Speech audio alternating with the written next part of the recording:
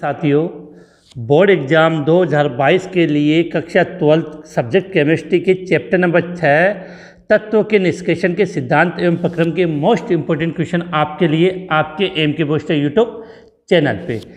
ये चैप्टर आपका 4 अंक है, अर्थात इस बार बोर्ड एग्जाम में इससे 4 अंक के क्वेश्चन पूछे जाएंगे। क्वेश्चन किस प्रकार से आएंगे वो हम ब्लूप्रिंट के अकॉर्डिंग बात कर लें। इस चैप्टर से वस्तुनिष्ठ प्रश्नों की संख्या 3 आएगी और जो 1 नंबर का होगा, और जो अति लघुरात्मक क्वेश्चन है वो 1 आएगा। अर्थात इस बार बोर्ड एग्जाम 2022 में इस चैप्टर से कुल 4 क्वेश्चन आएंगे और ये चारों क्वेश्चन 4 अंक के होंगे, अर्थात एक क्वेश्चन 1 अंक का। इसका मतलब साफ साफ समझ में आता है कि इस बार बोर्ड एग्जाम में इस चैप्टर से छोटे छोटे क्वेश्चन आएंगे, तो हम उसी की प्रैक्टिस को स्टार्ट करते हैं। क्वेश्चन नंबर 1 आपके सामने। उससे पहले जो स्टूडेंट फर्स्ट बार एम के बूस्टर यूट्यूब चैनल पे आए हैं वो चैनल को लाइक शेयर और सब्सक्राइब करना ना भूलें, और अपने जितने भी साथी हैं उनको ज़रूर इस वीडियो का लिंक शेयर करें जिससे वो भी इसका लाभ उठा सके। क्वेश्चन नंबर 1 आपके स्क्रीन के सामने। कॉपर मेट में क्या पाया जाता, कॉपर मेट में पाया जाता है? तो आप सभी जानते हो कि जब सल्फाइड अयस्क कॉपर के, कौन से अयस्क की बात करें? कॉपर के सल्फाइड अयस्क का जब हम भर्जन करते हैं, कॉपर के सल्फाइड अयस्क का भर्जन करने के पश्चात हमें जो भर्जित अयस्क प्राप्त होता है, भर्जित अयस्क प्राप्त होता है, वो अयस्क कॉपर मेट के रूप में होता है, जिसमें 2 प्रकार के यौगिक मिले होते हैं। तो वो कॉपर मेट के लिए याद कर लेना, सीधा क्वेश्चन बहुत इंपॉर्टेंट है कि कॉपर मेट तो Cu2S प्लस FeS के मिश्रण को हम क्या बोलते हैं? कॉपर मेट बोलते हैं। तो ऑप्शन देख लो, तो इसका राइट आंसर हो जाएगा, क्वेश्चन नंबर 1 का राइट आंसर हो जाएगा आपका ब। क्वेश्चन नंबर 2 आपकी स्क्रीन पे। सोच समझ के क्वेश्चन को पढ़ना डिटेल से। भूपपट्टी पर सर्वाधिक मात्रा में पाई जाने वाली धातु। बहुत से लोगों के माइंड में ये बात होती है कि भूपपट्टी पर सर्वाधिक मात्रा में लोहा नहीं पाया जाता है। देखो यहाँ से आप एक बात समझे कि अगर भूपपट्टी पर सर्वाधिक मात्रा में अधातु पूछा जाए आपको या तत्व पूछा जाए, तो इसका राइट आंसर होगा ऑक्सीजन, ऑक्सीजन। लेकिन हमसे क्या पूछा गया? धातु। तो 1 नंबर पर पृथ्वी की भूपपट्टी पर सर्वाधिक मात्रा में जो धातु पाई जाती है वो क्या है? एल्यूमिनियम। और दूसरे नंबर पर आपका क्या आता है? लोहा। तो क्वेश्चन नंबर 2 का राइट आंसर हो जाएगा डी, एल्यूमिनियम। अपना केवल इन क्वेश्चन के आंसर ही बताना नहीं है, प्रत्येक क्वेश्चन का पोस्टमार्टम करना है, जिससे उससे रिलेटेड जितने भी क्वेश्चन है वो सब हमें समझ में आ सके। क्वेश्चन नंबर 3, किस धातु का निक्षालन साइनाइड विधि के द्वारा किया जाता? तो इसके लिए याद करना कि निक्षालन पहली बात तो किन के लिए उपयोग करते हैं कि ऐसे अयस्क जो किसी उपयुक्त विलायक में विलय हो। जब अयस्क किसी उपयुक्त विलायक में, अयस्क जब किसी उपयुक्त विलायक में विलय होता है, तब हम इस साइनाइड निक्षालन विधि का प्रयोग करते हैं। इसमें साइनाइड विधि के लिए अगर बात करें तो याद करना है चांदी और सोना। सोना और चांदी का निक्षालन साइनाइड विधि से किया जाता है। तो इसका राइट आंसर हो जाएगा आपका बी, सिल्वर, Ag, जिसको आप चांदी बोलते हो। क्वेश्चन नंबर नेक्स्ट आपके सामने 4था, सल्फाइड अयस्कों को ऑक्साइड में परिवर्तित करने का प्रक्रम। तो देखो सीधी सी बात है कि जो सांद्रित अयस्क है, यहाँ लिख देता हूँ मैं, आपको थोड़ा समझ में आ जाएगा कि सांद्रित अयस्क को जब हम किस में कन्वर्ट करते हैं? ऑक्साइड में। तो इसके लिए 2 प्रोसेस हम काम में लेते हैं। पहला होता है निस्तापन और दूसरा होता है भर्जन। और ये हमने अपनी ऑनलाइन क्लास में मैंने इसके बारे में आपको बताया था कि इस चैप्टर का मैंने 1 शॉट वीडियो बनाया था, जिसमें 2 घंटे की क्लास में पूरे चैप्टर के मोस्ट इम्पोर्टेंट जो टॉपिक थे वो मैंने आपको हल करवाया था। तो वहाँ साफ साफ बात हुई थी कि भर्जन जो होता है वो सदैव किसका होता है? सल्फाइड अयस्कों का होता है।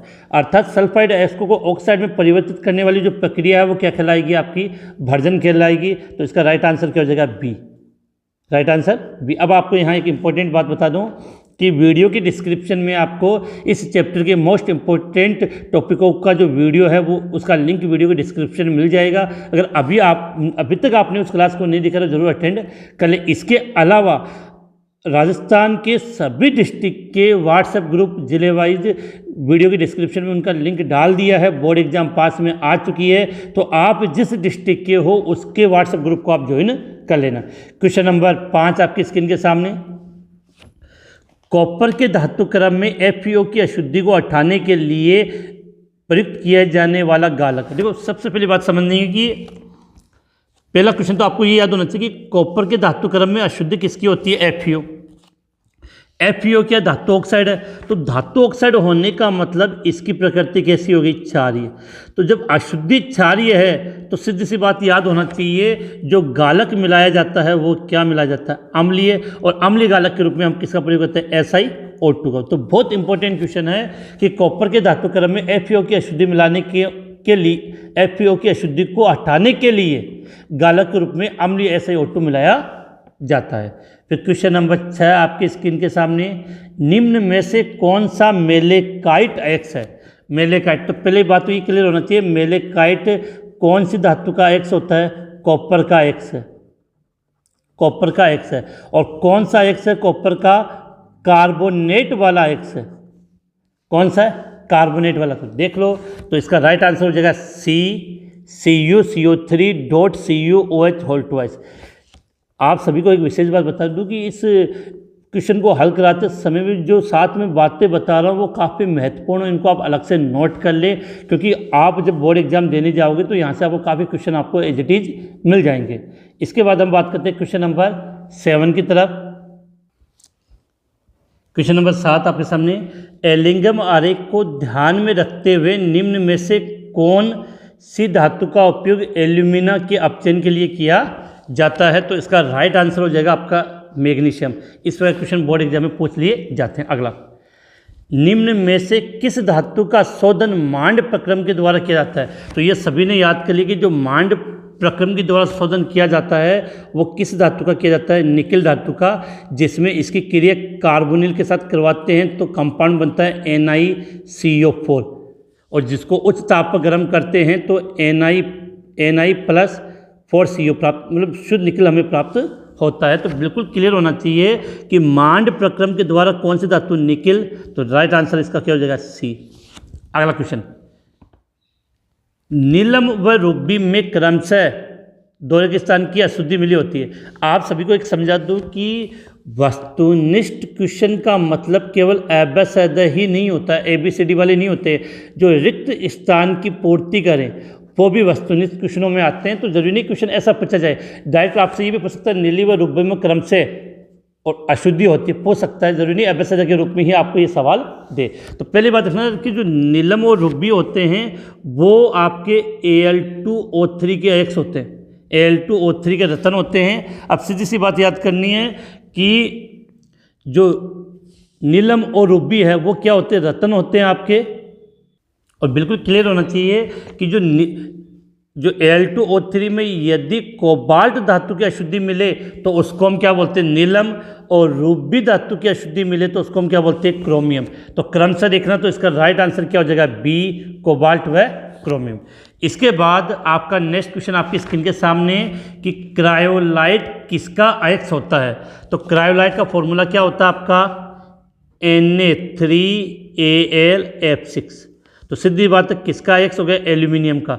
तो क्रायोलाइट किसका अयस्क होता है? एल्यूमिनियम का। तो राइट आंसर हो जाएगा Ca(Al), और क्रायोलाइट का फॉर्मूला क्या हो जाएगा? Na3Al(F6). अब यहाँ से ये भी क्लियर होना चाहिए कि एल्यूमिनियम का जो शुद्धिकरण किया जाता है वो वैद्युत अपघटन विधि के द्वारा, और उसका नाम क्या होता है?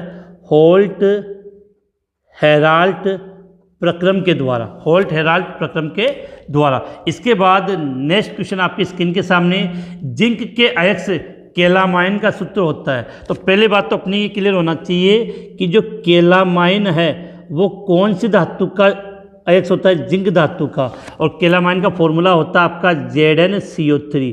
मतलब जिंक का कौन सा अयस्क होता है? कार्बोनेट वाला। तो राइट आंसर इसका हो जाएगा ZnCO3C। नेक्स्ट, गेलेना किस धातु का अयस्क होता है? तो गेलेना का फॉर्मूला होता है PbS, लेड सल्फाइड। अर्थात किस धातु का अयस्क है? लेड का। तो राइट आंसर क्या हो जाएगा इसका? B। इसके बाद नेक्स्ट क्वेश्चन की तरफ चलते हैं।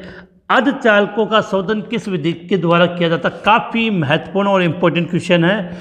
अर्धचालकों का शोधन किस विधि के द्वारा किया जाता है? तो यहाँ से बिल्कुल क्लियर होना चाहिए, मंडल परिष्करण के द्वारा। किसके द्वारा? मंडल परिष्करण के द्वारा। और माइंड में बिल्कुल क्लियर हो जाना चाहिए, आपका सिलिकॉन है, जर्मेनियम है, जैसी अर्धचालक धातुएं होती है उनका शुद्धिकरण मंडल परिष्करण, मंडल को इंग्लिश में हम क्या बोलते हैं? जोन, तो इसको बोलते हैं जोन परिष्करण द्वारा भी किया जाता है। इसके बाद नेक्स्ट क्वेश्चन, एल्यूमिनियम के अयस्क का सांद्रण किस विधि के द्वारा किया जाता है? तो देखो एल्यूमिनियम के अयस्क क्या लिखा है? बॉक्साइड। तो एल्यूमिनियम के अयस्क बॉक्साइड का सांद्रण किस विधि के द्वारा किया जाता है? तो बिल्कुल क्लियर होना चाहिए, बॉक्साइड का फॉर्मूला क्या होता है? Al2O3.2H2, Al2O3.2H2 किसका फॉर्मूला है? बॉक्साइड का। और इसके लिए जो विधि काम में ली जाती है वो विधि कौन सी होती है? निच्छालन विधि। कौन सी होती है? निच्छालन विधि काम में ली जाती है। अब आप सभी के लिए क्वेश्चन है कि एल्यूमिनियम का अयस्क बॉक्साइड फॉर्मूला हो गया Al2O3.2H2। तो आप सभी से क्वेश्चन है कि Al2O3 इसको हम किस नाम से जानते हैं? इसको हम क्या बोलते हैं? Al2O3 का फेमस नाम क्या है? कमेंट्स में ज़रूर बताइए, जिससे मुझे भी पता चल जाए कि आप एक्टिव होकर पढ़ाई कर रहे हो। इसके बाद क्वेश्चन नंबर 15 आपके स्क्रीन के सामने। उससे पहले जो नए स्टूडेंट है वो ज़रूर चैनल को सब्सक्राइब कर दे, जिससे आने वाले महत्वपूर्ण वीडियो का नोटिफिकेशन आपको प्राप्त हो सके। और वीडियो को लाइक और शेयर करना ना भूलें। क्वेश्चन नंबर 15 आपकी स्क्रीन के सामने। क्वेश्चन नंबर 15 आपकी स्क्रीन पे, कॉपर का शुद्धिकरण किस विधि से किया जाता है? तो बिल्कुल याद होना चाहिए कि कॉपर का शुद्धिकरण वैद्युत अपघटन विधि के द्वारा किया जाता है। और यहाँ से एक चीज़ और बता दूं मैं आपको, इस वैद्युत अपघटन विधि में आपके माइंड में क्लियर होना चाहिए, एक एनोड होगा और दूसरा क्या होगा? कैथोड। एनोड सदैव हम बनाते हैं किसका? अशुद्ध धातु का। और जो कैथोड होता है वो बनता है शुद्ध धातु का। तो बिल्कुल क्लियर होना चाहिए कि कॉपर का जब वैद्युत अपघटन करते हैं तो इसमें एनोड है वो अशुद्ध धातु का बनेगा और कैथोड है वो शुद्ध धातु का बना होता है। इसके बाद क्वेश्चन नंबर 16 आपकी स्क्रीन के सामने, धातु कर्मिकी में फ्लेक्स, जिसको हम क्या बोलते हैं? गेंग, गालक, गेंग को बोलते हैं अपअयस्क के साथ मिलकर क्या बनता है? तो बिल्कुल आपके ये क्लियर है कि गेंग का मतलब हो गया बेटा अशुद्धि, और गेंग के साथ जब आप गालक या फ्लेक्स मिलाते हो तो अशुद्धियाँ अलग हो जाती है और वहाँ पर किसका निर्माण होता है? धातुमल का। किसका निर्माण होता है? धातुमल का। और एक इम्पोर्टेंट क्वेश्चन बता दूं मैं आपको कि कॉपर के अंदर, कॉपर के धातुकरण में जो गालक बनता है वो बनता, धातुमल बनता है वो होता है FeSiO3। और आयरन के लिए जब हम बात करते हैं तो CaSiO3। बिल्कुल क्लियर होना चाहिए कि कॉपर का धातुक्रम, कॉपर का जब हम निष्कर्षण करते हैं तो वहाँ धातुमल के रूप में क्या बनता है? Ferrous silicate. और आयरन का जब धातुक्रम करेंगे तो उसमें कैल्शियम सिलिकेट का निर्माण होता है। अगला क्वेश्चन, Al2O3 के विद्युत अपघटन से एल्यूमिनियम प्राप्त करने की विधि है। अभी थोड़ी देर पहले ही मैंने आपको बताया था। जो पहले तो ये क्लियर होना चाहिए, अभी मैंने आपसे क्वेश्चन भी पूछा था कि Al2O3 को हम क्या बोलते हैं? तो Al2O3 को बोला जाता है एल्यूमिना। क्या कहते हैं हम? एल्यूमिना। Al2O3 को हम क्या बोलते हैं? एल्यूमिना। और एल्यूमिनियम है, तो एल्यूमिनियम प्राप्त करने की जो विद्युत अपघटन विधि है उसका नाम होता है होल्ट हेराल्ड प्रक्रम। क्या होता है? होल्ट हेराल्ड प्रक्रम। तो क्वेश्चन 17 का राइट आंसर क्या हो जाएगा? सी। और होल्ट हेराल्ड प्रक्रम में हम किसका प्रयोग, इस Al2O3 का गलनांक कम करने और इसकी चालकता बढ़ाने के लिए इसमें क्या मिलाते हैं? क्रायोलाइट, जिसका फॉर्मूला भी मैंने बताया था Na3Al होता है। अगला क्वेश्चन नंबर 18, बहुत ही प्यारा और अच्छा क्वेश्चन है कि जर्मन सिल्वर मिश्र धातु में कौन सी धातु नहीं पाई जाती? नॉर्मली हम क्या सोचेंगे कि जर्मन सिल्वर लिखा तो सिल्वर तो होगी, तो बेटा याद कर लेना कि जर्मन सिल्वर में सिल्वर बिल्कुल भी नहीं होती है। जर्मन सिल्वर में सिल्वर बिल्कुल भी नहीं होती है। तो इसको याद करने का तरीका याद करना, परमाणु क्रमांक 28, 29, 30 तीनों का मिश्रण होता है। जर्मन सिल्वर में कौन सी धातुएं होती है? परमाणु क्रमांक 28, 29, 30। तो 28 पे आपकी आती है निकिल, 30 पे आता है आपका कॉपर, 29 पे आता है कॉपर और 30 पे आता है जिंक। तो निकिल, कॉपर, जिंक। तो जर्मन सिल्वर में कौन सी धातु नहीं पाई जाती है? तो सिल्वर राइट आंसर। अगला, लोहे का शुद्धतम रूप कौन सा होता है? तो लोहे का जो शुद्धतम रूप होता है वो होता है पिटवा लोहा, जिसमें कार्बन की मात्रा सबसे कम होती है। एक चीज़ और याद कर लेना, कच्चे लोहे को ही हम क्या बोलते हैं, पिघ लोहा, जिसमें लगभग कार्बन होता है आपका 4%। कच्चे लोहे में कार्बन लगभग कितना होता है, 4% होता है। ढलवा लोहा होता है उसमें लगभग कार्बन होता है लगभग 3%, और पिटवा लोहे में इससे भी कम मात्रा हो जाती है। तो लोहे का शुद्धतम रूप पिटवा लोहा। अगला, एल्यूमिनियम के अयस्क बॉक्साइड में किसकी अशुद्धि पाई जाती है? ये बोर्ड एग्जाम में पूछा हुआ क्वेश्चन है, दोबारा भी आ सकता है कि एल्यूमिनियम का अयस्क। तो सीधी बात है कि एल्यूमिनियम का अयस्क बॉक्साइड, तो फॉर्मूला क्लियर होना चाहिए, Al2O3.2H2, ये हो गया बॉक्साइड का फॉर्मूला। इसमें अशुद्धि SiO2, FeO, TiO2, ये तीनों की अशुद्धियाँ पाई जाती है। अर्थात क्वेश्चन नंबर 20 का राइट आंसर क्या हो जाएगा, डी, कि एल्यूमिनियम के अयस्क बॉक्साइड में किसकी अशुद्धि पाई जाती है? तो सिलिका, फेरस ऑक्साइड या आयरन ऑक्साइड और टाइटेनियम ऑक्साइड, तीनों की अशुद्धियाँ पाई जाती है। तो ये क्वेश्चन 1 से लेकर 20 तक आपके वस्तुनिष्ठ क्वेश्चन हो गए। ध्यान रखना कि इस चैप्टर से छोटे क्वेश्चन ज़्यादा आएंगे, और इन छोटे क्वेश्चनों को कैसे याद करना है, तो इसके लिए मैंने इस चैप्टर का एक वन शॉट वीडियो बनाया, और उस वीडियो के अंदर इस चैप्टर के जितने भी छोटे छोटे क्वेश्चन बनते हैं उसको बिल्कुल अच्छी तरीके से समझाया, जिससे वो आपके दिमाग में फिट हो जाए। तो उस वीडियो का जो लिंक है मैंने वीडियो के डिस्क्रिप्शन में डाल दिया है, आप इस क्लास के बाद उसको ज़रूर देख लें। अब बढ़ते हम नेक्स्ट अगले क्वेश्चन की तरफ। नेक्स्ट क्वेश्चन आपकी स्क्रीन के सामने, कि होल्ट हेराल्ड विधि से क्रायोलाइट विधि में क्रायोलाइट की क्या भूमिका है तथा इसका नामांकित चित्र बनाएं। तो सीधी सी बात है कि पहली बात तो क्लियर होना चाहिए कि होल्ट हेराल्ड विधि हम किसके लिए प्रयोग करते हैं? तो एल्यूमिनियम के लिए। किसके लिए? एल्यूमिनियम का विद्युत अपघटन होल्ट हेराल्ड विधि से होता है। क्रायोलाइट का फॉर्मूला अभी मैंने 2-3 बार लिख दिया, बिल्कुल क्लियर होना चाहिए, Na3Al(F)। क्वेश्चन आ जाता है कि क्रायोलाइट किसका अयस्क है? तो एल्यूमिनियम का अयस्क है। अब देखो क्रायोलाइट की भूमिका क्या होती है। तो सबसे पहली बात तो कि जो होल हेराल्ड विधि में हम बॉक्साइड से प्राप्त करते हैं, तो बॉक्साइड से हमें एल्यूमिना प्राप्त होता है, Al2O3। अब देखो इस एल्यूमिना का गलनांक उच्च होता है और इसकी चालकता कम होती है। तो और शुद्ध अवस्था में तो ये विद्युत कुछ चालक होता है। तो पहला पॉइंट कि एल्यूमिना का गलनांक कम करने के लिए Al2O3 का गलनांक कम करने में, और दूसरा इसकी चालकता बढ़ाने में। तो सीधी सी बात है कि होल्ट हेराल्ड विधि में क्रायोलाइट क्या करता है, एक तो Al2O3 का गलनांक कम कर देता है और दूसरी इसकी चालकता बढ़ा देता है। इसके बाद इसका नामांकित चित्र बनाइए। तो इसका नामांकित चित्र आपकी स्क्रीन पे है। मैं फिर से रिपीट कर रहा हूँ, 1-2 बार इनकी प्रैक्टिस कर लेना चित्र बना के, तभी हम बोर्ड एग्जाम में बना पाएंगे। अन्यथा आते हुए भी हम क्वेश्चनों की अगर डायग्राम की अगर प्रैक्टिस नहीं है तो हम नहीं बना पाएंगे। इसके बाद नेक्स्ट क्वेश्चन है कि झाग पलवन विधि में संग्राही और फेन स्थायीकारी का नाम और भूमिका बताइए। देखो संग्राही की बात कर रहे हैं, तो संग्राही के रूप में पहले मैं लिख दूं कि झाग पलवन विधि में संग्राही के रूप में हम चीड़ का तेल,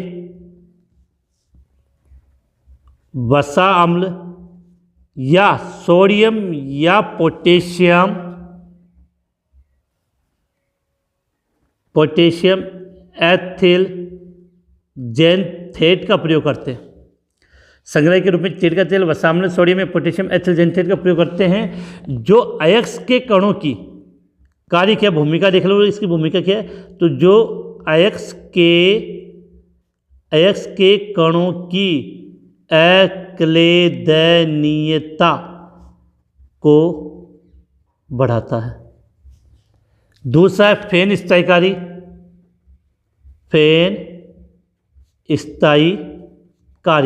तो इसमें या तो हम प्रयोग करेंगे किसरोल का, फेन स्थायीकारी में या तो प्रयोग करेंगे किसरोल का, या प्रयोग करते एनिलीन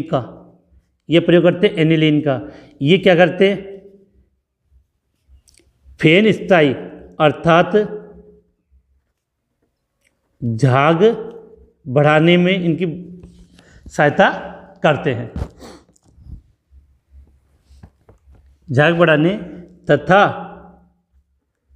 इसको स्थायी करने में नाम से क्लियर है, फेन स्थायी का नाम।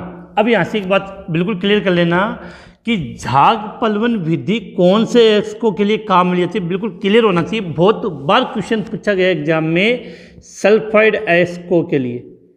किसके लिए? सल्फाइड अयस्को के लिए कौन सी विधि हम काम में लेते हैं? झाग पलवन विधि काम में लेते हैं। इसके बाद हम नेक्स्ट क्वेश्चन की तरफ आगे बढ़ते हैं। क्वेश्चन नंबर नेक्स्ट आपके सामने, फेन पलवन विधि या झाग पलवन विधि में अवनमक की क्या भूमिका होती है और फेन पलवन विधि का नामांकित चित्र बनाइए। तो सबसे पहली बात हम बात करते हैं किसकी? अवनमक की भूमिका।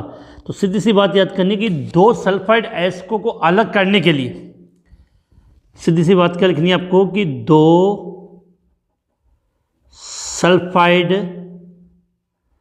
अयस्कों को अलग करने के लिए, दो सल्फाइड अयस्कों को अलग करने के लिए हम इसका एक एग्जाम्पल वो समझ लेते हैं जिससे कोई कन्फ्यूजन नहीं हो। जैसे एक ही अयस्क में क्या लिखा है? एक ही अयस्क में ZnS व PbS उपस्थित होता है तो वहाँ सोडियम साइनाइड का उपयोग अवनमक के रूप में करते हैं जो ZnS को झाग में जाने से रोकता है, जो ZnS को झाग में जाने से रोकता है, लेकिन PbS को झाग में जाने देता है। प्रश्न आ जाएगी फेन पलवन विधि में एक अवनमक का एग्जाम्पल लिखिए, तो क्या एग्जाम्पल हो जाएगा? Sodium cyanide. इसके बाद फेन पलवन विधि का नामांकित चित्र, तो ये आपकी स्क्रीन के सामने है। इसके बाद नेक्स्ट क्वेश्चन की बात करें, सबसे इम्पोर्टेंट और सबसे ज़्यादा आने की उम्मीद इसी क्वेश्चन की है, निस्तापन व भर्जन में अंतर स्पष्ट कीजिए। तो एक लाइन खींच लेते हैं कि एक तरफ हम लिख लेते हैं निस्तापन और एक तरफ भर्जन। तो इधर हमने लिख लिया निस्तापन और यहाँ लिख दिया भर्जन। सबसे पहली बात तो आपकी क्लियर होना चाहिए कि भर्जन कौन सा एक्स का होता है? सल्फाइड एक्सको का। तो सल्फाइड क्या लिखा है? थोड़ा सा सल्फाइड अयस्कों का भर्जन होता है। अगर निस्तापन की बात करें तो बिल्कुल माइंड में क्लियर होनी चाहिए आपके कार्बोनेट जल योजित ऑक्साइड तथा हाइड्रोक्साइड का निस्तापन होता है। दो अंतर सफिशिएंट होते हैं। एक चीज़ और, निस्तापन में नी शब्द आ रहा है तो ये वायु, निस्तापन में क्या करते हैं? अयस्क को वायु की अनुपस्थिति में गर्म करते हैं। तो इसमें अयस्क को वायु की अनुपस्थिति में गर्म करते हैं। और यहाँ क्लियर होना चाहिए, यहाँ अयस्क को वायु की उपस्थिति में गर्म करते हैं। तो क्वेश्चन नंबर 4 का आंसर हो चुका है निस्तापन और भर्जन में। काफ़ी अच्छा क्वेश्चन है। इसके बाद हम नेक्स्ट क्वेश्चन की बात करते हैं, एलिंगम आरेख किसे कहते हैं। तो नेक्स्ट क्वेश्चन आपके सामने है कि एलिंगम आरेख किसे कहते हैं। काफ़ी अच्छा क्वेश्चन है कि ऑक्साइडों के विरचन को, जो लिख देता हूँ इसका आंसर, कि ऑक्साइडों के विरचन मतलब निर्माण। तो ऑक्साइडों के विरचन को डेल्टा G नोट तथा T के मध्य, ऑक्साइडों के विरचन को डेल्टा G व T के मध्य ग्राफ के द्वारा प्रदर्शित किया जाता है, जिसे हम क्या कहते हैं, जिसे हम एलिंगम आरेख कहते हैं। सबसे विशेष बात है कि एलिंगम आरेख के द्वारा हमें ये पता चलता है कि उस ऑक्साइड का अगर हमें धातु में क्या करना है, अपचयन करना है, तो वहाँ हम अपचय के रूप में किसका प्रयोग करें, इसका हमें इजीली पता किसके द्वारा चलता है, एलिंगम आरेख के द्वारा। इसके बाद हम नेक्स्ट क्वेश्चन की तरफ आगे बढ़ते हैं, क्वेश्चन नंबर 6। अब क्वेश्चन नंबर 6 आपके सामने, भर्जन और निस्तापन कौन सी भट्टी में किया जाता है? तो बिल्कुल क्लियर होना चाहिए, भर्जन और निस्तापन की क्रिया है वो परावर्तनी भट्टी में। कौन सी भट्टी में? परावर्तनी भट्टी में। तो निस्तापन और भर्जन की क्रिया कौन सी भट्टी में होती है? तो बिल्कुल क्लियर होना चाहिए, परावर्तनी भट्टी में। और यहाँ पर यह भी क्लियर कर लेना कि निस्तापन और भर्जन की क्रिया में सांद्रित अयस्क को किस में परिवर्तित किया जाता है? सांद्रित जो अयस्क है उसको धातु ऑक्साइड में, सांद्रित अयस्क को धातु ऑक्साइड में परिवर्तन किया जाता है। अब अगला है इसका नामांकित चित्र बनाइए।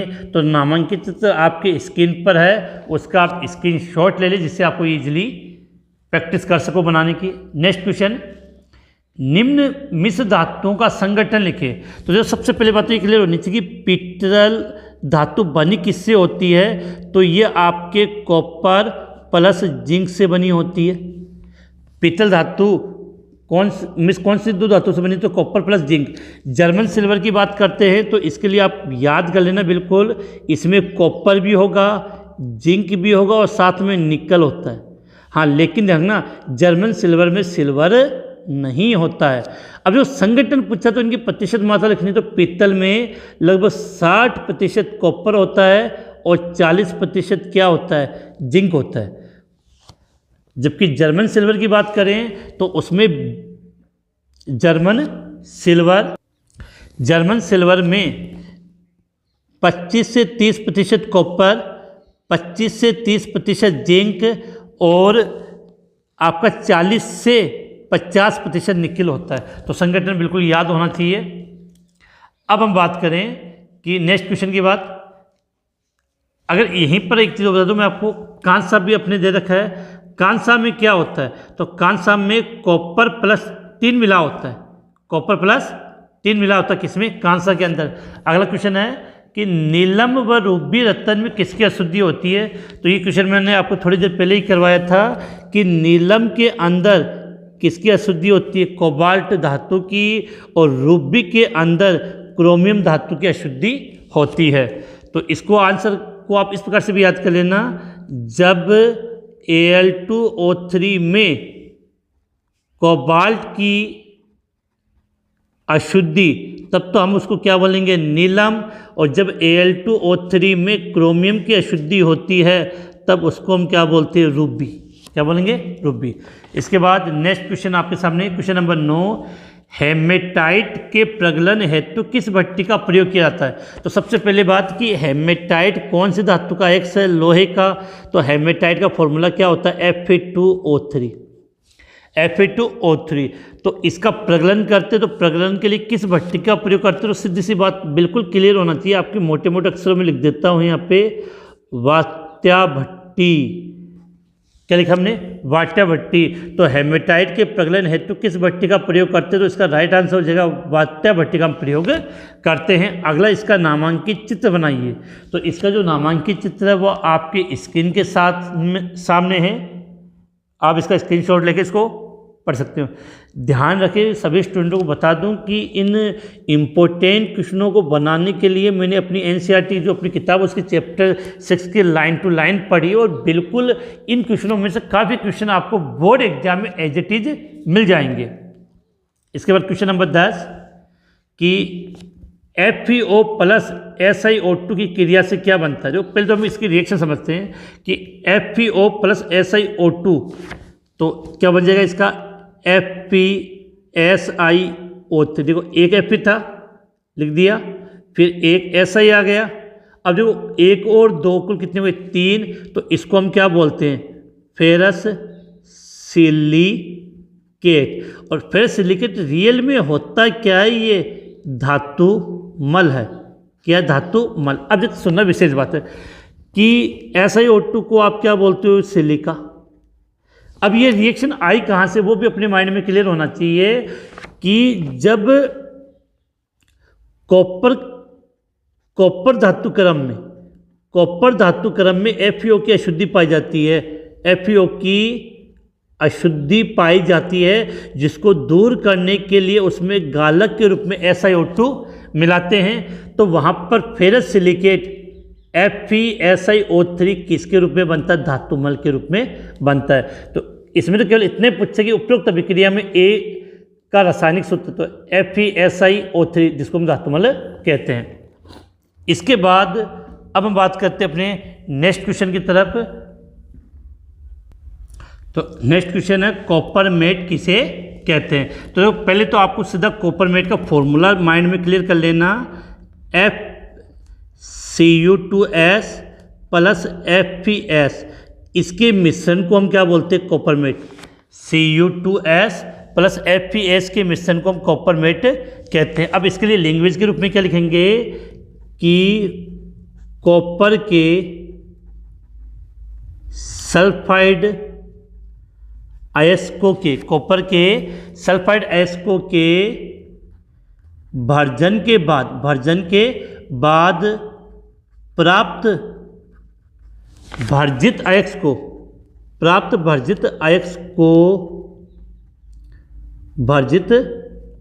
को कॉपरमेट कहते हैं, जो Cu2S प्लस FeS का मिश्रण होता है। इसके बाद नेक्स्ट काफ़ी इंपॉर्टेंट और अच्छा क्वेश्चन है, एल्यूमिनियम के अयस्क बॉक्साइड, फॉर्मूला बार बार आए तो बार बार लिखोगे जिससे हमें याद हो जाए, Al2O3.2H2 में किसकी अशुद्धि पाई जाती है। अभी इस क्वेश्चन को हमने एब्सिड के रूप में भी हल किया था, तो बिल्कुल क्लियर होना चाहिए। सिलिका की फॉर्मूला SiO2, एक तो होती है सिलिका, दूसरा होता है इसमें आयरन ऑक्साइड के रूप में मुख्यतः FeO होगा, और एक होता है इसमें टाइटेनियम ऑक्साइड TiO2। तो एल्यूमिनियम के अयस्क बॉक्साइड में किसकी अशुद्धि पाई जाती है, तो इन तीनों की अशुद्धि पाई जाती है, और इनको दूर करने के लिए बॉक्साइड अयस्क का सांदन कौन सी विधि से करते हैं, निच्छालन विधि के द्वारा किया जाता है। क्वेश्चन नंबर 13 आपके सामने। नेक्स्ट क्वेश्चन आपके सामने, निम्न को परिभाषित कीजिए, खनिज, अयस्क, गैंग और गालक। 4 दिए, और नॉर्मली परिभाषा से रिलेटेड बहुत बार क्वेश्चन पूछा गया है कि खनिज, अयस्क और गैंग, या अलग से क्वेश्चन गालक के लिए कि इनको परिभाषा लिखिए। तो बिल्कुल ईजी है। खनिज क्या होते हैं, वे पदार्थ जो खनन के द्वारा हमें प्राप्त होते हैं उसको हम क्या बोलते हैं, खनिज। तो सिंपल से शॉर्ट में लिख रहा हूँ कि वे पदार्थ जो भूगर्भ में खनन के द्वारा, वे पदार्थ जो भूगर्भ में खनन के द्वारा प्राप्त होते हैं, उन्हें हम क्या कहते हैं, उन्हें हम खनिज कहते हैं। इसके बाद अब हम बात करें किसकी, अयस्क की। तो वे खनिज जिनसे कम लागत में और शुद्धपूर्वक धातु प्राप्त होती है उसको हम क्या कहेंगे, अयस्क। तो वे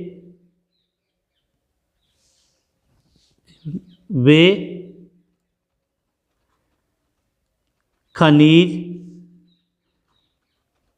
जिनसे कम लागत में तथा आसानी से सुविधापूर्वक धातु प्राप्त होती है, उसे क्या कहते हैं, उसे अयस्क कहते हैं। अगला क्वेश्चन है गैंग। तो अयस्क में उपस्थित अवांछनीय अशुद्धियों को हम क्या बोलते हैं, गैंग बोलते हैं। तो लिख सकते हो यहाँ पे लैंग्वेज ग्रुप में कि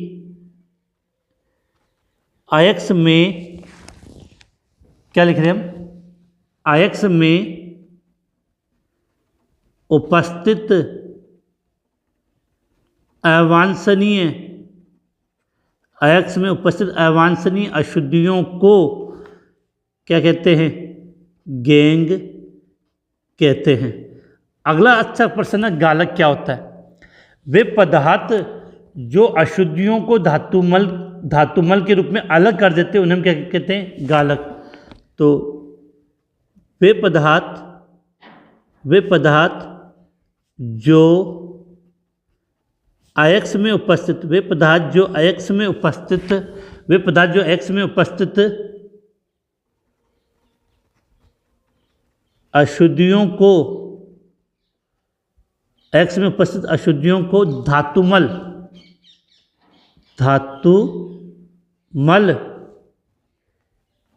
के रूप में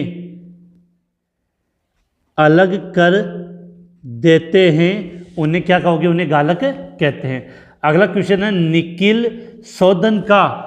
निकिल धातु का शोधन कौन से प्रक्रम से होता है और उसके रासायनिक समीकरण लिखें। तो ये क्वेश्चन तो हमने पहले भी पढ़ लिया है, फिर से रिपीट कर लेते हैं। निकिल धातु का शोधन तो कौन से प्रक्रम में, तो सीधा सा आंसर एक शब्द लिखते हैं, आपका 1 नंबर पक्का हो जाता है। क्वेश्चन ऐसा था, मांड प्रक्रम। क्या लिखा है, बिल्कुल क्लियर होना चाहिए। निकिल धातु का शोधन कौन से प्रक्रम से होता है, मांड प्रक्रम से होता है। अब देखो इसकी समीकरण की बात कर ले तो इसमें क्या होता है कि निकिल को कार्बन मोनोऑक्साइड के अक्रिय वातावरण में गर्म करते हैं। लगभग टेम्परेचर होता है 330 से 350 केल्विन पर गर्म किया तो एक वाष्पशील यौगिक बनता है, निकिल टेट्राकार्बोनिल निकिल बनता है। अब ये जो कंपाउंड बना, इस कंपाउंड को मैंने और उच्च ताप पर गर्म किया तो एक तरफ निकिल बन गया और दूसरी तरफ कार्बन मोनोऑक्साइड। तो ये यहाँ पर हमें शुद्ध निकिल धातु प्राप्त हो जाती है। इसके बाद नेक्स्ट क्वेश्चन है, वॉन ऑर्केल विधि के द्वारा कौन सी धातु का शुद्धिकरण किया जाता है, उसके रासायनिक समीकरण। जो एक बात है कि धातु के शुद्धिकरण की एक प्रोसेस होती है, उसको बोलते हैं हम वाष्प परावस्था। क्या बोलते हैं, वाष्प परावस्था परिष्करण विधि। तो वाष्प परावस्था परिष्करण विधि में एक तो आता है आपका मांड प्रक्रम, जिसके द्वारा तो निकिल का शुद्धिकरण किया जाता है, और दूसरा आता है वॉन ऑर्केल विधि या वॉन ऑर्केल प्रक्रम, जिसके द्वारा आपका जर्कोनियम और टाइटेनियम, वॉन ऑर्केल विधि के द्वारा कौन सी धातु का शुद्धिकरण किया जाता है, तो आंसर हो जाएगा जर्कोनियम व टाइटेनियम। तो ZR का मतलब आपको याद करना है जर्कोनियम, जर्कोनियम का प्रतीक ZR। जिंक का Zn होता है रखना विशेषकर, और Ti को तो आप जानते हो क्या बोलते हैं, टाइटेनियम Ti। तो इसमें से एक एग्जाम्पल को, और अब हमें इसकी क्या लिखनी है, रासायनिक समीकरण। तो जैसे एग्जाम्पल के जर्कोनियम को हमने आयोडीन के साथ गर्म किया तो 2 ले लिए, तो ZR I4 बन गया, कंपाउंड बन गया, और फिर इसको वापस करेंगे तो जर्कोनियम प्लस 2I2। तो यहाँ शुद्ध अवस्था में हमें ये धातु प्राप्त हो जाती है। इसके बाद हम नेक्स्ट क्वेश्चन की तरफ पढ़ते हैं कि हाइड्रो धातु क्रम किसे कहते हैं। आपने पढ़ा होगा कि रद्दी कॉपर अयस्क, जो रद्दी अयस्क होते हैं, थर्ड ग्रेड मतलब बहुत घटिया क्वालिटी के जो अयस्क होते हैं, उनसे धातु प्राप्त करने की, उनसे कॉपर धातु प्राप्त करने की जो प्रक्रिया होती है वो कहलाती है हाइड्रो धातु क्रम। जो इसका आंसर कैसे लिखेंगे वो मैं आपकी स्क्रीन के सामने लिख रहा हूँ। तो देखना कि रद्दी अयस्क से कॉपर प्राप्त करने की प्रक्रिया होती है वो हाइड्रो धातु क्रम कहलाती है। तो इसका आंसर हम इस प्रकार से लिखेंगे कि निम्न कोटि या अपकृष्ट, निम्न कोटि या अपकृष्ट अयस्कों से, निम्न कोटि या अपकृष्ट अयस्कों से कॉपर का निष्कर्षण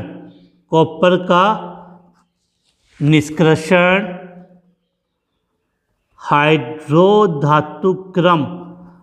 धातु क्रम द्वारा करते हैं। इसे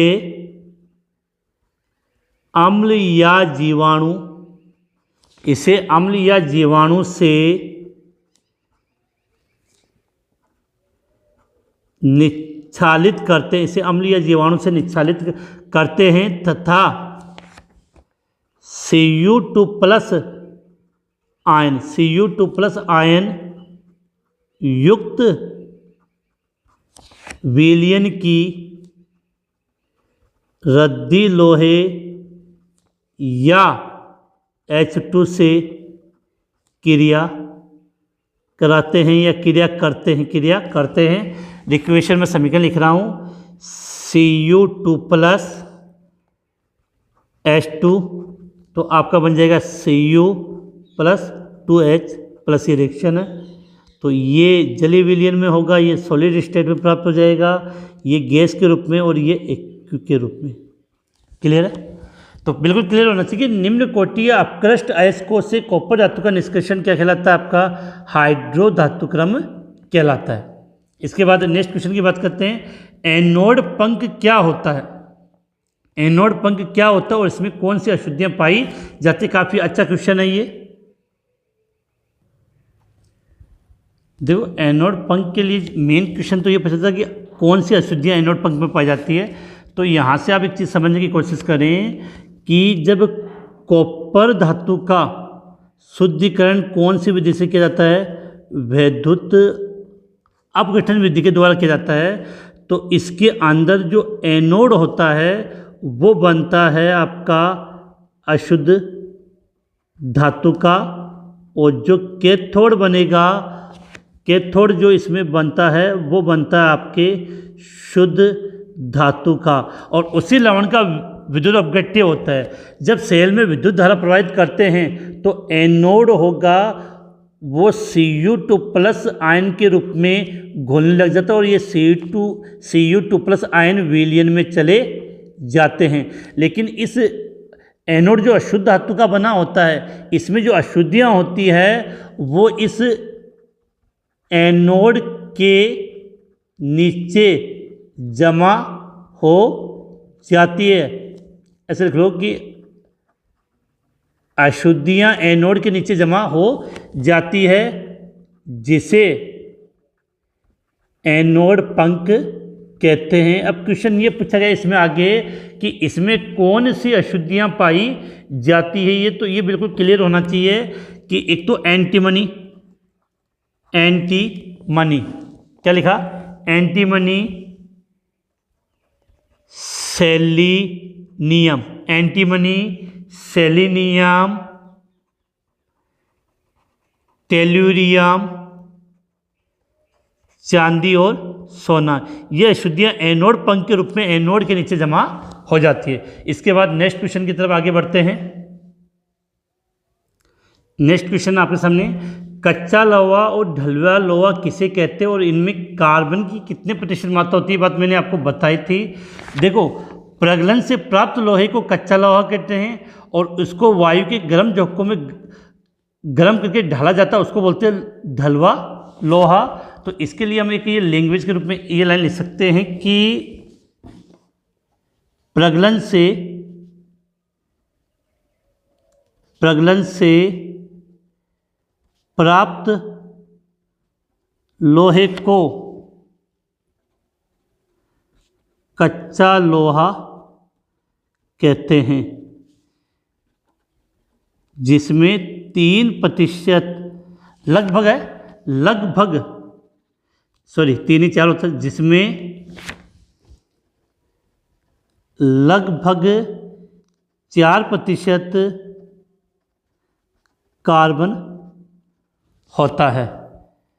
अब इस कच्चे लोहे को गर्म वायु के झोंकों में गर्म करके पिघलाया जाता है, उससे प्राप्त लोहा ढलुआ लोहा। तो कच्चे लोहे को गर्म वायु के झोंकों में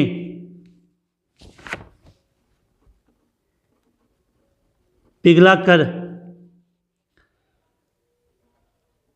ढाला जाता है, उसे ढलवा लोहा कहते हैं, जिसमें लगभग 3% कार्बन होता है। जिसमें लगभग कितना होता है? जिसमें लगभग 3% आपका कार्बन होता है। काफ़ी अच्छा क्वेश्चन पूछ लिया जाता है इस प्रकार का। इसके बाद नेक्स्ट क्वेश्चन की बात करते हैं। वे धातु जो प्रकृति में मुक्त अवस्था में पाई जाती है। क्या लिखा है मैंने?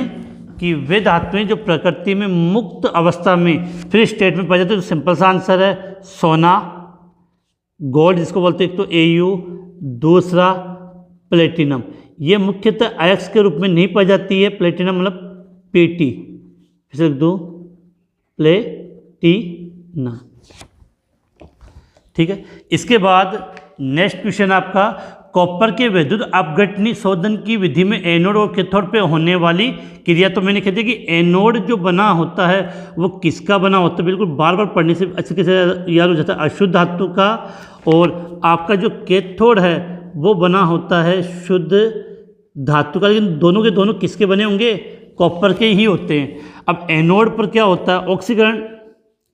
तो देखो यहाँ हम लिखते हैं एनोड। तो एनोड में क्या होगा? जो Cu है वो Cu2+ और 2 इलेक्ट्रॉन का त्याग करेगा। और कैथोड में क्या होगा? जो एनोड होगा कॉपर का बना होता है वो विलयन में घुल जाता है और Cu2+ आयन मुक्त करता है, वो 2 इलेक्ट्रॉन। और विलयन में जो Cu2+ जो आयन होते हैं वो 2 इलेक्ट्रॉन ग्रहण करके कैथोड पर Cu के रूप में जम जाते हैं। तो ये कॉपर के विद्युत अपघटन में एनोड और कैथोड पे होने वाली रासायनिक समीकरण मैंने लिख दी है।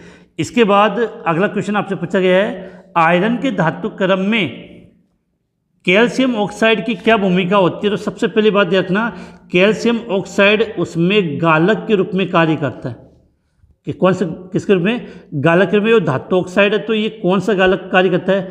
सारी गालक के रूप में कार्य करता है। अब जो आयरन का जो अयस्क होता है उसमें SiO2 की अशुद्धि पाई जाती है। तो उसको दूर करने के लिए कैल्शियम ऑक्साइड को गालक के रूप में प्रयुक्त करते हैं, जिसमें CaSiO3, क्या लिखा है? मैं देता हूँ, CaSiO3 ये धातुमल बनता है जिसका नाम होता है calcium silicate. Calcium silicate, calcium silicate, जिसको आप क्या बोलते हो? धातुमल। बिल्कुल एक चीज़ क्लियर होनी चाहिए। तो SiO2 किस के रूप में कार्य किया? गालक के रूप में। सॉरी, CaO किस रूप में कार्य किया? गालक के रूप में। और SiO2 किस रूप में होता है? वहाँ पे अशुद्ध के रूप में। अगला क्वेश्चन है प्रगलन। नेक्स्ट क्वेश्चन, प्रगलन में कोक और गालक की क्या भूमिका होती है? देखो सबसे पहली बात तो आपको यहाँ ये क्लियर होना चाहिए कि हेमेटाइट अयस्क का जो प्रगलन है वो कौन सी भट्टी में करते हैं? वात्या भट्टी में करते हैं। और वात्या भट्टी में जब इसका प्रगलन करते हैं तो उसमें कोक और गालक मिलाते हैं। तो गालक की तो क्रिया आपको समझ में आ गई। गालक क्या करेगा? अशुद्धियों को धातुमल में परिवर्तित कर देगा। और जो कोक है वो धातु ऑक्साइड को धातु में परिवर्तित करता है। तो यहाँ पर आप लिख सकते हो कि प्रगलन में कोक, प्रगलन में कोक धातु ऑक्साइड को धातु में अपचेत कर देता। बिल्कुल क्लियर होना चाहिए कि प्रगलन में कोक या कार्बन धातु ऑक्साइड को धातु में अपचेत कर देता है, जबकि गालक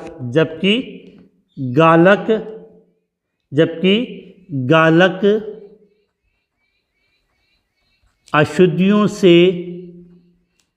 क्रिया करके धातुमल बनाता है। क्लियर है? इसके बाद नेक्स्ट क्वेश्चन की बात, क्वेश्चन नंबर 23, थोड़ी सी स्पीड बढ़ा लेते हैं, क्वेश्चन काफ़ी होने पाएंगे। क्वेश्चन नंबर 23, निम्न विधियों के द्वारा किन धातुओं का शोधन किया जाता है? तो बिल्कुल क्लियर होना चाहिए। आसवन विधि का प्रयोग उनके लिए करेंगे जिनके क्वथनांक का मान क्या हो? कम होता है। जैसे इसके 2 एग्जाम्पल काफ़ी अच्छे हैं, जिंक और मरकरी। तो क्लियर होना चाहिए। आसवन विधि का प्रयोग जिंक और मरकरी के लिए किया जाता है। द्रव गलन परिष्करण, इसका मतलब जिसका गलनांक कम हो तो ये विधि ज़्यादा उपयोग होती है टिन के लिए। टिन का मतलब ऐसन। अगला मंडल परिष्करण। मंडल परिष्करण में क्या होता है कि धातु की जो अशुद्धियाँ होती है वो ठोस की तुलना में द्रव अवस्था में अधिक विलय होती है और इसके द्वारा मुख्यतः अर्धचालक धातुओं का शुद्धिकरण होता है। और अर्धचालक धातु की बात करें तो इसमें सबसे अच्छा एग्जाम्पल आ जाएगा आपका सिलिकॉन और जर्मेनियम। बिल्कुल बार बार रिपीट हुए हैं इस जो मैंने इंपॉर्टेंट क्वेश्चन बनाए, और इनको पढ़ लोगे तो बहुत इजीली आपको याद हो जाएंगे। तो आसवन विधि के द्वारा जिंक मरकरी का, द्रव गलन परिष्करण के द्वारा टिन का और मंडल परिष्करण के द्वारा अर्धचालक धातु का जैसे सिलिकॉन और जर्मेनियम के। इसके बाद नेक्स्ट क्वेश्चन आपकी स्क्रीन के सामने, फफोलेदार तांबा या ब्लिस्टर्ड कॉपर किसे कहते हैं? तो होता क्या है कि जब हम तांबे का या कॉपर का विद्युतक्रम करते हैं तो पिघले हुए कॉपर में SO2 गैस विलय होती है। तो यहाँ पे लिख दो तुम कि पिघले हुए कॉपर में SO2 गैस विलय होती है, लेकिन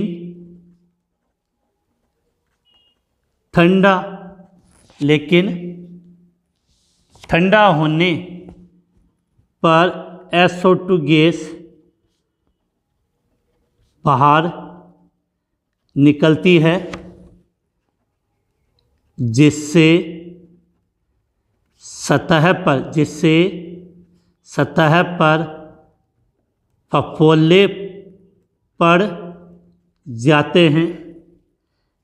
ऐसे तांबे को फफोलेदार तांबा या ब्लिस्टर कॉपर कहते हैं। तो होता क्या है कि जब तांबा हमें प्राप्त होता है तो उसमें SO2 गैस विलय होती है, और जैसे ही SO2 गैस बाहर निकलेगी तो वहाँ पर फफोले पड़ जाते हैं। ऐसे तांबे को फफोलेदार तांबा या इंग्लिश में ब्लिस्टर कॉपर कहते हैं। इसके बाद नेक्स्ट क्वेश्चन, 673 केल्विन पर कार्बन और कार्बन मोनोऑक्साइड में से कौन अच्छा अपचायक माना जाता है? तो जानना इसके लिए अच्छा अपचायक किसको मानते हैं? कार्बन मोनोऑक्साइड को। क्वेश्चन अच्छा बन जाता है। एक नंबर का थोड़ा क्वेश्चन पूछा जा सकता है आपसे कि 673 केल्विन पर कार्बन तथा कार्बन मोनोऑक्साइड में अच्छा अपचायक कौन है? तो इसका राइट आंसर हो जाएगा अच्छा अपचायक के रूप में हम कार्बन मोनोऑक्साइड का प्रयोग करते हैं।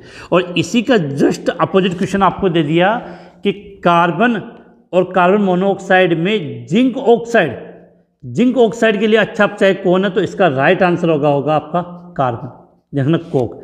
तो जिंक ऑक्साइड के लिए अच्छा जो अपचायक होता है वो कोक होता है, जिसको आप सी के रूप में रिप्रेजेंट करते हो। तो दोनों क्वेश्चन में कहीं कंफ्यूज ना हो जाए इसलिए मैंने यहाँ पे दिया है। अगला, यदि कोई तत्व सूक्ष्म मात्रा में प्राप्त हो, नेक्स्ट क्वेश्चन है, यदि कोई तत्व सूक्ष्म मात्रा में प्राप्त हुआ हो तो शोधन के लिए कौन सी तकनीकी? तो बिल्कुल क्लियर होना से सूक्ष्म मात्रा शब्द का प्रयोग आ जाए तो वहाँ पर आपकी जो तकनीक होती है वो होती है वर्ण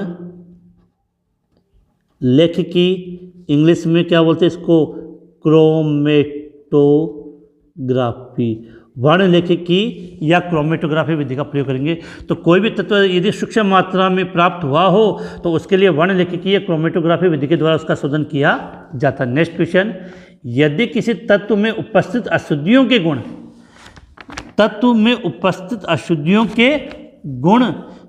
तत्व के गुणों से मिलते जुलते हो तो शोधन के लिए कौन सी विधि? तो सेम यही विधि काम में लेते हैं, वर्ण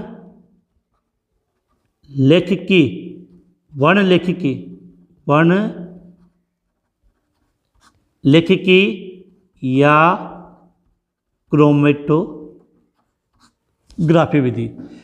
लास्ट दो क्वेश्चन आपके स्क्रीन के सामने। 29 सांद्र X को धातु ऑक्साइड में क्यों परिवर्तित किया जाता है? और क्वेश्चन नंबर 30, निम्न प्रक्रम को किस सिद्धांत पर कार्य करते हैं? गुरुत्व पृथक्करण, चुंबकीय पृथक्करण, मंडल परिष्करण और निच्छालन। तो इनका आपसे क्या पूछा गया? सिद्धांत पूछा गया। तो सदैव की तरह लास्ट दो क्वेश्चन आपके लिए होते हैं। इन दोनों को हल करके मेरे व्हाट्सएप नंबर 9079242041 पर मैसेज कर देना।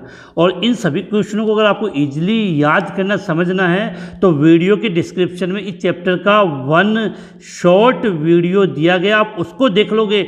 वो 2 घंटे की क्लास है और 2 घंटे में मैंने कंप्लीट चैप्टर करवा दिया है। अगर आप उसको देख लोगे तो ये आपको ईजिली याद हो जाएगा। इसी के साथ ये चैप्टर अपना फिनिश होता है। उसके जल्द मिलेंगे नए चैप्टर के साथ। चैनल को लाइक शेयर और सब्सक्राइब करना ना भूलें। और क्वेश्चनों का स्टैंडर्ड कैसा लगा और क्या आपके सुझाव हो वो कमेंट्स के माध्यम से ज़रूर बताएं। आज की क्लास यहीं समाप्त होती है।